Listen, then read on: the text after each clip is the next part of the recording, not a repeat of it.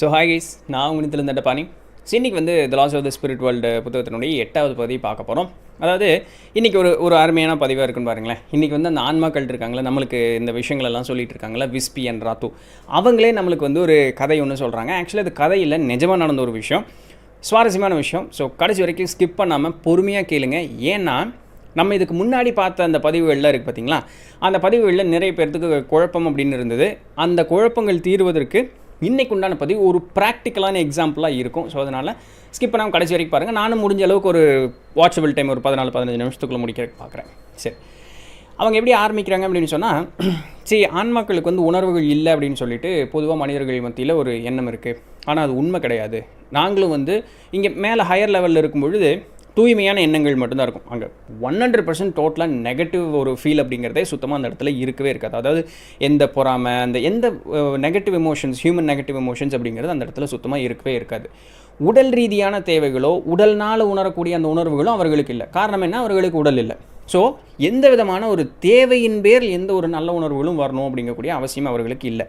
So இந்த அன்பு, பாசம், பரிவு, அதுக்கப்புறம் காதல், இந்த மாதிரி உணர்வுகள் எல்லாமே எங்களுக்கு உண்டு. ஆனால் என்னென்னா, மனிதர்களுக்கு வந்து ஒரு தேவையின் பேரில், மனதளவில் இருக்கட்டும், உடல் அளவில் இருக்கட்டும், இந்த மாதிரி தேவையின் பேரில் இந்த நல்ல உணர்வுகள் அப்படிங்கிறது வரும். எங்களுக்கு அந்த உடலோ இல்லை அந்த மாதிரி ஒரு தேவை அப்படிங்கிறது இங்கே இல்லைங்கிறதுனால மனிதர்களை காட்டிலும் எங்களுடைய உணர்வுகள் தூய்மையானதாக இருக்கும், பியூர் ஃபீலிங்காக இருக்கும். ஸோ மனிதர்கள் என்ன நினைக்கிறாங்க அப்படின்னு சொல்கிறத எங்களால் ஈஸியாக கிராஸ்ப் பண்ணிக்க முடியும் அப்படிங்கிற மாதிரி அவங்க சொல்கிறாங்க. அப்படி இருக்க பட்சத்தில் நீ வாய் வார்த்தையே என்ன வேணாலும் சொல்லலாம், இல்லை உன்னுடைய செயல்பாடுகள் எப்படி வேணாலும் இருக்கலாம். ஆனால் உனக்கு மட்டுமே தெரிஞ்சு நீன்னு ஒருத்தன் இருப்ப தெரியுமா, அதை அவங்களுக்கு ரொம்ப அப்பட்டமாக தெளிவாக தெரியுமா.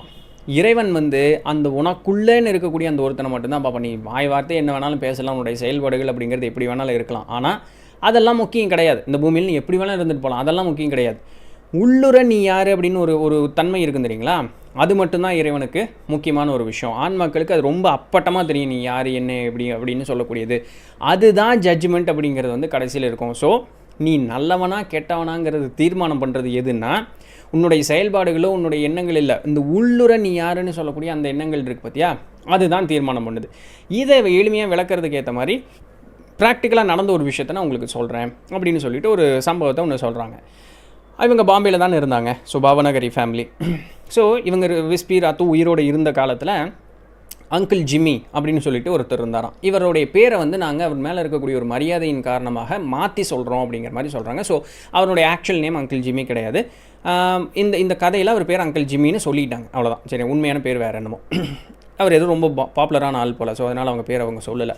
அந்த அங்கிள் ஜிம்மிங்கக்கூடிய கேரக்டர் எப்படின்னா, அந்த பாம்பேவே பயங்கரமாக மதிப்பு மரியாதையும் கொடுக்கக்கூடிய அளவுக்கு உண்டான ஒரு ஆள்.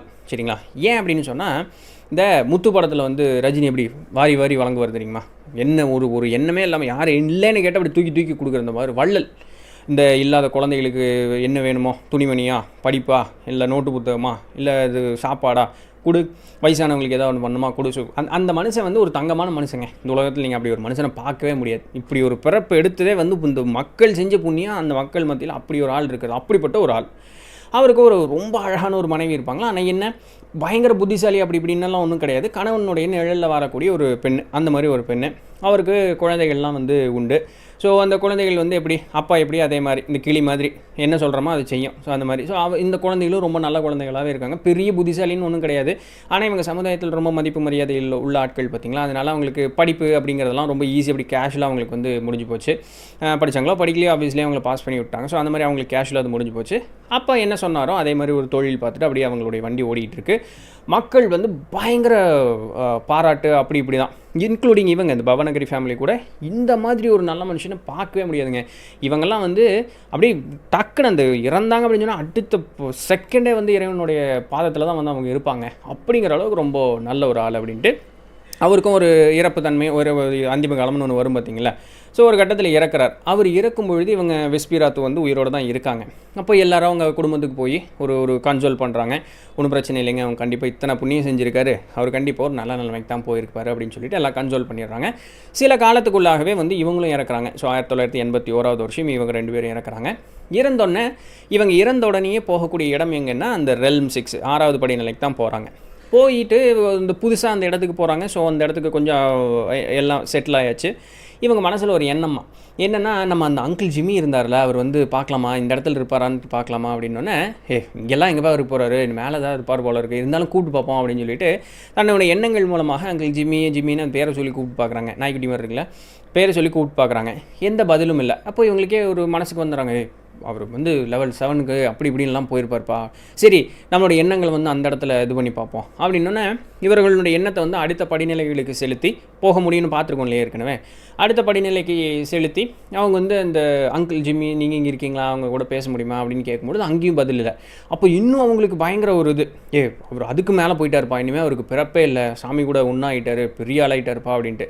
இருந்தாலும் அவர் கூட பேசணும் அப்படின்னு சொல்லி ஒரு ஆர்வத்தினால எங்கே தான் இருக்காருன்னு தெரிஞ்சுக்கணுமே அப்படின்ட்டு இந்த ஹையர் குட் சோல், அதாவது இவங்களுடைய படிநிலையில் ஒரு தலைவர் மாதிரி இருப்பார் பார்த்தீங்களா, நாட்டாமை, அவர்கிட்ட போய் இவங்க கேட்க போகிறாங்க. கேட்டோன்னா அவர் வந்து அப்படியே சிரிச்சுட்டே வந்து சொன்னாராம், உங்களுக்குன்னு ஒரு நேரம் வரும், அப்போ நான் உங்களை ஒரு இடத்துக்கு அனுப்புகிறேன், நீங்கள் அப்போ போய் அவரை பார்ப்பீங்களாம்மா அப்படின்னோடனே இவங்க வந்து என்ன இதுக்கு எப்படி நம்ம ஒரு இடத்துக்கு போக முடியும், என்ன ஏது அப்படின்னு பார்க்கும்போது சரி ஒன்றும் கேட்டுக்கல, நான் அவருக்கு தெரியும் இப்போ நம்ம தலைவர், அதனால் ஒன்றும் கேட்க முடியாது இல்லையா, அதனால் அதை அப்படியே விட்டுட்டு இவங்களும் சரி அப்படின்னாச்சு. ஒரு கட்டத்துக்கு இவங்களுக்கு ஒரு வேலை கொடுத்து எங்கே இந்த 3வது படிநிலை ரெல்ம் 3க்கு வந்து ஒரு வேலைக்கு அனுப்பிச்சி விட்டு போகிறாங்க. நீங்கள் போய் அங்கே அங்கிள் ஜிம்மி அந்த இடத்துல தேடி பார்த்துட்டு வாங்களேன்னா இவங்களுக்கு ஒரு சந்தேகம், என்னப்பா அவர் 7வது லெவல்லே இல்லை, நம்ம அதுக்கு மேலே இருப்பாருன்னு நினச்சிட்டு இருக்கோம், நம்ம குரு என்னன்னா இங்கே போய் தேடிட்டு வா அப்படின்னாருன்னு. ஆனால் ஒன்றும் சொல்லலை. சரிங்க அப்படின்ட்டு இவங்க போயிட்டாங்க. இவங்க அங்கே கொஞ்சம் அந்த வேலையெல்லாம் இவங்களுக்கு கொடுத்த கடமைகள்லாம் முடிச்சுட்டு ஜிம்மின்னு கூப்பிட்டு பார்க்குறாங்க. அவரும் ஒரு பதிலும் இல்லை. ஸோ அப்போ ஓகே இங்கே இல்லை அப்படின்னு சொல்லிட்டு இவங்க மேலே வந்துடுறாங்க. வந்தோடனே ஐயா நம்ம மாதிரி கூப்பிட்டு பார்த்தோம், அங்கே ஒரு இதுவும் இல்லை. சரி கொஞ்ச நாள் கழித்து உங்களுக்கு வந்து 2வது படிநிலைக்கு ஒரு வேலை இருக்குது, நான் தர்றேன், உங்களை அனுப்பிச்சி வைக்கிறேன், அங்கே போய் கூப்பிட்டு பாருங்கள் அப்படின்னோடனே இவங்களுக்கு கருக்குன்னு ஆயிடுச்சு. ஏன்னா அது 2வதுக்கா, ஃபர்ஸ்ட் ஆஃப் ஆல் 2 பயம் என்னென்னா, இந்த 2வது படிநிலைக்கு இது வரைக்கும் அவங்க போனதே கிடையாதான். இது வரைக்கும் அவங்க கடைசியாக என்ட்ரானது அந்த 3வது படிநிலை வரைக்கும் தான். 2வதுங்கும் போது அங்கே போனதே இல்லை, ரொம்ப மோசமாக இருக்குன்னு கேள்விப்பட்டிருக்குமே, அது பயமாக வேறு இருக்குமே என்ன அப்படின்னா அது ஒன்று. இன்னொன்று எப்படி அங்கிள் ஜிம்மி 2வது படிநிலைக்கு போயிருப்பார் அப்படின்னு ஒரு டவுட்டு. இருந்தாலும் திருப்பியும் ஒன்றும் கேட்டுக்கல. அதான் நம்ம ஒரு மரியாதையான ஒரு ஆட்கள் இருக்காங்க பார்த்தீங்களா, அவங்க மேலே அந்த மரியாதையாக இருப்போம்ல அந்த மாதிரி. அப்போது சரிங்க அப்படின்னாச்சு. அப்போ கொஞ்ச நாள் அப்படி போகுதான். கொஞ்ச நாள் போனோன்னே இங்கே வாங்க அப்படின்னு கூப்பிட்டு அந்த 2வது படிநிலைக்கு போங்க, உங்களுக்கு வந்து அந்த ஐயோ எனக்கு பயமாக இருக்கே அப்படின்னா ஒன்றும் பயப்படாதீங்க, உங்களுக்கு அந்த திரை வந்து நான் பக்காவாக அந்த ஒரு திரை வந்து ரெடி பண்ணி தரேன், அங்கே போய் அந்த அங்கிள் ஜிம்மிக்கு மட்டும் கண்ணு தெரிகிற மாதிரி தான் இருக்கும், நீங்கள் போய் பேசிட்டு வாங்க, அவர் ஏன் அங்கே இருக்காருன்னு நீங்கள் கேட்டுட்டு வாங்க அப்படின்ட்டு. இவங்களுக்கு பகீர்னு ஆகிப்போச்சு, 2வது படிநிலையிலேயே அவர் இருக்கார், மோசமான இடம் இல்லையா அப்படின்னு சொல்லிட்டு சரிங்க அப்படின்னு சொல்லி இவங்க 2 பேருமே அங்கே போகிறாங்களாம். போய் அங்கிள் ஜிம்மின்னு கூப்பிடும்போது ஒரு டக்குன்னு ஆன்சர் வருது. அங்கே போய் பார்க்கும்பொழுது அந்த அந்த அந்த நிலை எப்படி இருக்கும் அப்படின்லாம் பார்த்துட்டோம் இல்லையா. இவங்களுக்கு ஒரே இது, என்னங்க நீங்கள் இப்படி இருக்கீங்க, ஏன் இங்கே வந்தீங்க, நீங்கள் இத்தனை புண்ணியம் செஞ்சீங்களே, நீங்கள்லாம் வந்து எங்கேயோ இருப்பீங்கன்னு நினச்சிட்டு இருந்தோம், நீங்கள் எப்படிங்க இங்கே வந்தீங்க, எங்களுக்கு சுத்தமாக புரியலிங்க, எங்களுக்கு கொஞ்சம் என்னன்னு கொஞ்சம் சொல்லுங்கள், என்ன நடந்தது அப்படின்னு கேட்கும்பொழுது அப்போ தான் அவர் சொன்னாராம், அப்போ நான் வந்து நடந்துக்கிட்ட விதம்ங்கிறது ஒன்று, ஆனால் நான் ஒருத்தர் இருந்தேன் தெரியுமா, அது வந்து ரொம்பவே வந்து வேறு மாதிரியான ஒரு ஆள். நான் ஏன் இங்கே வந்தேன் அப்படிங்கிறத நான் வந்து உங்களுக்கு விளக்கமாக சொல்கிறேன், கவனமாக கேளு அப்படின்னு சொல்கிற மாதிரி சொல்லிவிட்டு அவர் ஒரு இது சொல்கிறார். ஸோ கதைக்குள் கதை. அப்போது அவர் என்ன சொல்கிறாருன்னா, நான் பாம்பே வந்து என்னோடய ஆக்சுவல் பூர்வீகம் கிடையாது, நான் வேறு ஒரு இடத்துல பிறந்தேன். எங்கள் அப்பா வந்து ரொம்ப கொடுமைக்கார ஒரு ஆள், ரொம்ப மோசமான ஒரு ஆள். கொடுமைக்காரங்கிறத விட ஒரு ரொம்ப மோசமான ஒரு ஆள், சரிங்களா. இப்படி ஒரு மனித ஜென்மமே வந்து இருக்கக்கூடாது அப்படிங்கிற மாதிரி ஒரு மோசமான ஒரு ஆள். ஆனால் எங்கள் அம்மா வந்து அப்படியே ரைட் ஆப்போசிட், இந்த சாக்கடைக்குள்ளே தங்கம் விழுந்த மாதிரி அந்த மாதிரி தான். ஸோ அந்த ஆள் வந்து சாக்கடை, அந்த அம்மா தங்கம். ஸோ அந்த மாதிரி ஒரு விஷயம். எங்கள் அம்மா வந்து ரொம்ப நல்ல ஆள். ஆனால் எங்களுக்கு வந்து எங்கள் வீட்டில் நிறைஞ்சு குழந்தைங்க, நான் தான் வீட்டில் பெரிய பையன், எனக்கு தம்பி தங்கச்சிங்க அப்படிங்கிறதெல்லாம் உண்டு, வீட்டில் நிறைய குழந்தைகளுக்கும். ஸோ இப்படி இருக்கும்பொழுது எங்கள் அப்பா வந்து ரொம்ப மோசமான ஆள். எங்கள் அம்மா வந்து புத்தி சொல்லிகிட்டே இருப்பாங்க, இப்படி பண்ணாதீங்க, இது தப்பு, இந்த மாதிரி பண்ணுனா நம்மளுக்கு பாவம் வந்து சேரும், குழந்தைகளை பாதிக்கும், குடும்பத்தை பாதிக்கும் அப்படின்னு சொல்லிட்டு. அதனால் எங்கள் அம்மாவை பார்த்தா எங்கள் அப்பாவுக்கு பிடிக்கவே பிடிக்காது. நாங்கள் அப்படி வளர்ந்து வந்துட்டு இருக்கக்கூடிய நேரத்தில் கொஞ்சம் கொஞ்சமாக எங்கள் அம்மா வந்து நிறைய நல்லது சொல்லி கொடுப்பாங்க. ஆனால் கொஞ்சம் கொஞ்சமாக எங்கள் அப்பாவோட இன்ஃப்ளூயன்ஸ் வந்து எங்களுக்கு ரொம்ப அதிகமான ஒரு காரணத்தினால கொஞ்சம் கொஞ்சமாக எங்கள் அம்மாவை விட்டு அப்படியே விலகி போய் ஒரு கட்டத்துக்கு மேலே ரொம்பவே வந்து விலகி போயிட்டோம். எங்கள் அம்மாவை கண்டாலே எங்களுக்கு பிடிக்காத ஒரு சூழ்நிலை ஆகிடுச்சு. நீ செத்தா தான் நல்லா இருப்பேன் நான், நீ எதுக்கு இப்படி புலம்பிக்கிட்டே இருக்கேன், நீ வேணால் சாவு, தவிர வீட்டுக்கு வெளியே போனேன்னா அங்கே மலை மோட்டு இருக்குது, அங்கே உளுந்து சாவு, இன்னும் ஒரு நாள் கூப்பிட்டே போய் இங்கே வேறு இந்த ஆறு தான் இருக்குல்ல, உளுந்து செத்து தொலைய, நீ அதை தவிர உனக்கு வேறு ஒரு நல்லதுமே நடக்காது, அதனால் சாவு அப்படின்னே சொல்லிட்டேன் நான். என்ன நடந்ததோ எங்கள் அம்மா தெரியல. நிஜமாலுமே அடுத்த நாள் போலீஸ்காரங்க வந்தாங்க. கூப்பிட்டு பார்க்கும்பொழுது இந்த மாதிரி பார்த்தா ஆற்றுல எங்கள் அம்மா விழுந்து இறந்துட்டாங்க. அப்போ எனக்கு ஒரு பக்கம் வருத்தம், என்னடா அது செத்து போயிட்டா அப்படின்னு சொல்லிட்டு. இருந்தாலும் நீ ஒரு ஒரு இப்படி நடக்கக்கூடிய விஷயத்தை கூட தைரியமாக மனசில் ஏற்றுக்கக்கூடிய அளவுக்கு நீ லாய்க்கு இல்லாத பொம்பளையாக இருக்கிறதுக்கு நீ சாகிறதே மேலு அப்படின்னு சொல்லி நாங்கள் அதை ஒரு பொருட்டாக கூட மதிக்கல. நாங்கள் இங்கே யாருக்குமே அந்த மனசில் அந்த உணர்வு அப்படிங்கிறது இல்லை. எங்கள் அப்பா வந்து கடவுள் மாதிரி இருந்தாருங்க அப்போ. அப்போ எங்கள் அப்பா எங்களுக்கு என்னென்னலாம் சொல்லி கொடுத்தாரு அப்படின்னு சொன்னால், யாரை ஏமாத்துறது, எப்படி ஏமாத்துறது, எப்படி அடுத்தவங்க காசை பிடுங்கிறது, இந்த விதவையாக இருக்கக்கூடிய பெண்கள் எல்லாத்தையுமே எப்படி ஏமாற்றி காதல் வலையில் விழுக வச்சு அவங்க சொத்தெல்லாம் ஃபுல்லாக கறந்துட்டு அவங்கள பிச்சைக்காரனாக்கி தெருவில் நிறுத்திட்டு அதுவும் எவிடன்ஸ் இல்லாமல் எப்படி செய்கிறது, அந்த மாதிரி திருடுறது, கொள்ளையடிக்கிறது, கொலை பண்ணுறது, இந்த மாதிரி எல்லா வேலையுமே சொல்லி தந்தார். நாங்கள் வந்து ஏதோ பையன் புள்ள எல்லாமே இப்படி தான். நம்ம இப்படி தான் எங்களுடைய வாழ்க்கை அப்படிங்கிறது வந்து ஓடிட்டு இருந்தது. ஆனால் ஒரு பொட்டு கூட எங்களுக்கு எந்த விதமான ஒரு ஒரு மாற்று குணமும் அப்படிங்கிறது கிடையாது. எங்கள் அப்பா தான் கடவுள், எங்கள் அப்பா சொல்கிறது தான் எல்லாமே. அது கெட்டதுன்னு கூட எங்களுக்கு எண்ணம் இல்லை. அப்படி ஒரு லைஃப் எங்களுக்கு. அப்படி நாள் ஓடிட்டு இருந்தது. எங்களுடைய வாழ்க்கை அப்படிங்கிறது பயங்கரமாக போய்கிட்டே இருந்தது. ஒரு நாள் அப்படி போக போக போக எங்கள் அப்பாவுக்கு வந்து திடீர்னு உடம்பு சரியில்லாமல் ஒரு மாதிரி வர மாதிரி ஆச்சு. எங்கள் அப்பா வந்து எங்கள் உடம்புல வந்து பயங்கர கான்ஷியஸாக இருப்பார். அப்போ போய் இது பார்க்கும்பொழுது கொஞ்சம் டயபெட்டிஸ் இருக்க மாதிரி இருந்தது. ஸோ அதனால் அந்த சாப்பாட்டெல்லாம் குறைச்சி கொஞ்சம் அப்படி ரெடி பண்ணோம். திடீர்னு உடம்பு நல்லா முன்னேறி தேறி வந்தது. திடீர்னு ஒரு ஆக்சிடெண்ட் ஆச்சு. 2 காலும் ஒரு கையும் வந்து எடுக்க வேண்டிய ஒரு சூழ்நிலையாக போச்சு. ஸோ ஒரு கை மட்டும்தான் இருக்கவருக்கு. படுத்த படுக்கை இருக்கும்பொழுது அவர் என்னென்னா, இப்படி தான் இல்லாமல் அவங்க தங்கச்சி 2 பேர் இருந்திருக்காங்க. 2 தங்கச்சியை தான் வந்து அவங்க அப்பாவை பார்த்துக்கிறது உண்டான விதாம. அவர் வந்து கையில் ஒரு சாட்டை வர வச்சுருப்பாராம். அந்த 2 தங்கச்சியில் போட்டு அடிச்சுக்கிட்டே இருப்பாராம். அப்புறம் கையில் இது கிடைக்கிறதோ தூக்கி தூக்கி எல்லாத்தையும் வீசி அப்படி இப்படியெல்லாம் பண்ணுவாராம். அப்போது வாயில் இப்படி தான் இல்லாமல் அந்த அளவுக்கு கேவலமாக அது பேசுகிறது, ஒரு மாதிரி அது அசிங்கசியமாக பேசுகிறது, அந்த மாதிரியெல்லாம் பண்ணிவிட்டு உங்களால் தான் எங்களுக்கு எல்லாம், எனக்கு இந்த மாதிரி ஒரு நிலைமை ஆகிடுச்சு அப்படிங்கிற மாதிரி எல்லாம் சொல்லிவிட்டு இப்படியே போகுது. இருந்தாலும் கூட அந்த குழந்தைகளுக்கு வந்து அவங்க அப்பா தான். ஸோ இவங்க எல்லாருமே சேர்ந்து கடவுளை திட்டுவாங்களாம். உன்னால் வந்து எங்கள் அப்பாவுடைய நிலைமை எப்படி ஆகிப்போச்சு அப்படி இப்படின்னு சொல்லிட்டு. அந்த ஊரில் ஒரு சாமியார் உண்டு. அந்த சாமியார் வந்து இவங்களுக்காக, ஏன்னா இவர் ரொம்ப மரியாதையான ஒரு ஆள், இந்த ஆள் ரொம்ப மோசமான ஆள், குடும்பமே மோசம்தான், ஆனால் வெளியே வந்து யாருக்குமே இது தெரியாது. அப்போ இவர் ரொம்ப மரியாதையான ஒரு ஆள் அப்படிங்கிற மாதிரி தெரிஞ்சுக்கிட்டு அந்த ஒரு சாமியார் வந்து இவங்களுக்காக வேண்டு வரான். ஸோ டெய்லியும் வந்து இப்படி வேண்டிட்டு போகும்பொழுது சரியாயிரும்ன்ட்டு ஒரு நாள் வந்து இப்படி இருக்கக்கூடிய சூழ்நிலையில் திடீர்னு அந்த சாமியார் வந்து வீட்டுக்குள்ளே வரும்போது கதவை தட்டாமல் அவர் பாட்டுக்குள்ளே வரும்பொழுது இவங்க அப்பா வந்து அந்த 2 அவங்க மக இருக்காங்க, 2 பெண் பிள்ளைகளை கையில் கிடைக்கிறதெல்லாம் தூக்கி வீசிட்டு அசிங்கமாக பேசும்பொழுது இவர் அதை கேட்டோன்னே மனசில் டக்குன்னு ஒரு ஷாக்கு. என்னடா இந்த ஆள் இப்படி ஒரு ஆளா, நான் வந்து இந்த மாதிரியெல்லாம் பண்ணினேன், அதுக்கெல்லாம் எனக்கு இப்படி. அதுதான் அந்த வலி வேதனை தாங்க முடியாமல் என்ன ஆகிறதுனா, அந்த நம்ம பண்ணினதெல்லாம் நம்ம அறியாமல் வாய் விட்டு வரும் தெரியுமா. அப்படி சொல்லும் பொழுது அந்த சாமியாருக்கு டக்கருக்குன்னு ஒரு இதாகிடுச்சு. இன்னும் இருந்தாலும் என்னமோன்னு நினச்சோம், இருந்தாலும் இப்படிப்பட்ட ஒரு ஆளா அப்படின்னு சொல்லிட்டு அவர் ஒன்றுமே பேசாமல் ஒரு பாட்டுக்கு இவர் வந்தது கூட அவங்க யாருக்குமே தெரியாது. அவர் பாட்டுக்கு பேசாமல் திரும்பி போனோன்னே பக்கத்தில் இருக்கக்கூடிய போலீஸ் ஸ்டேஷனில் இவங்க குடும்பத்தை கொஞ்சம் விசாரிங்க, அது என்ன ஏது அப்படின்னு சொல்லும்பொழுது போலீஸ் வந்து அதை காதில் எடுத்துகிட்டு, ஏன்னா அந்த சாமியார் கொஞ்சம் அந்த இடத்துல கொஞ்சம் பாப்புலரான ஆள் போல். அப்போது அவங்க அதை ஒரு கருத்தில் எடுத்துக்கிட்டு அங்கே எல்லாம் விசாரித்து பார்க்கும்பொழுது ஓகே, ஸோ இந்த ஃபேமிலியினுடைய உண்மையான ஸ்வரூபம் வந்து இதுதான் அப்படிங்கிறத அவங்க கண்டுபிடிச்சிட்டாங்க. பட் எவிடன்ஸ் எதுவுமே இல்லை, திருடனில் பக்கா திருடன்.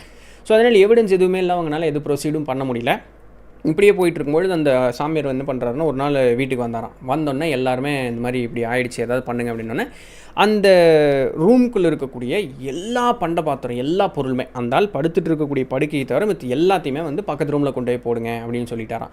உடனே இவங்க என்ன நினச்சிட்டாங்க அப்படின்னு சொன்னால், ஓகே இவர் ஏதோ பெரிய மந்திரம் பண்ண போகிறார் போல், ஸோ மந்திரம் பண்ணி இன்றைக்கே மேஜிக்கலாக நம்மளுடைய அப்பா வந்து குணப்படுத்திட்டு போகிறாரு, ஸோ அப்படிங்கிற மாதிரி ஒரு நினப்பில் வந்துட்டு எல்லாத்தையும் கொண்டு போய் போட்டாச்சு. இப்படி எல்லாம் வெறுக்கு நான் சாமியாரையே பார்த்துட்டு உட்காந்துருக்கும்போது அவர் ஒரே வார்த்தை சொன்னாராம், நீ செஞ்ச தவறுகளுக்கு உண்டான பலன்களை நீ அனுபவிச்சுட்டு இருக்கிய, இதனால் வேறு எந்த இதுவுமே கிடையாது, இதுதான் உனக்கு படிநிலையா அப்படின்னு கேட்டால் இல்லை, இதை விட இன்னும் மோசமாக போவ, இதெல்லாம் ஒன்றுமே இல்லை, நீ போகக்கூடிய இடத்திற்கு கம்பேர் பண்ணும்பொழுது, நீ அங்கே போய் அனுபவிக்கக்கூடியது கம்பேர் பண்ணும்போது இப்போ நீ அனுபவிக்கிறதெல்லாம் ஒன்றுமே கிடையாது, உண்மையை சொல்லி நீ எல்லாம் என்ன பண்ணுன அப்படின்னு சொன்னோன்னே அந்த ஆள் பயங்கர டென்ஷன் ஆகிட்டான். அப்போ நீ என்னமோ குணப்படுத்த வர்றேன்னு நினச்சி நீ அப்படியே பண்ணுறியான்னு இந்த சாமியாரை திட்டி, அதுக்கப்புறம் சாமியை திட்டி, தன்னை ஒரு பொம்பளை சபிச்சிருக்கு தெரியுமா, அந்த திட்டி திட்டி திட்டி திட்டி ஒரு கட்டத்துக்கு மேலே அந்த ஒரு நிலைப்பாடு மாறி போனோன்னே தன்னுடைய அந்த சென்ஸுங்கிறது கொஞ்சம் கொஞ்சமாக அப்படி வர ஆரம்பிக்கும் பொழுது அழுக ஆரம்பித்து ஆமாம் நான் இந்த மாதிரியெல்லாம் பண்ணினேன், ஒரு பொம்பளை எனக்கு இப்படி சாபம் கொடுத்தா,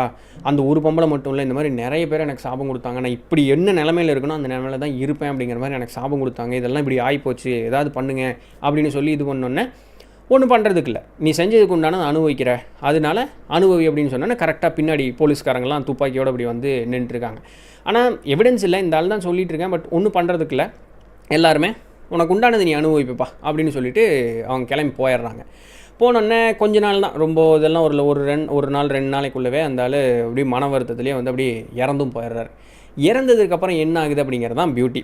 இப்போது அங்கிள் ஜிம்மி தான் வந்து இவங்க அந்த அண்ணன் தம்பி எல்லாம் இருக்காங்க பார்த்தீங்கன்னா, இவங்களுக்குள்ள பூசல், நீ அப்படி நீ எப்படின்னு சொல்லிட்டு இவருக்கு அடுத்து இருக்கக்கூடிய ஒரு தம்பி வந்து எனக்கு எதுவும் வேண்டாடா போடா அப்படின்னு சொல்லிட்டு எல்லாத்தையும் விட்டுட்டு அவர் எங்கேயோ போயிடுறாரு.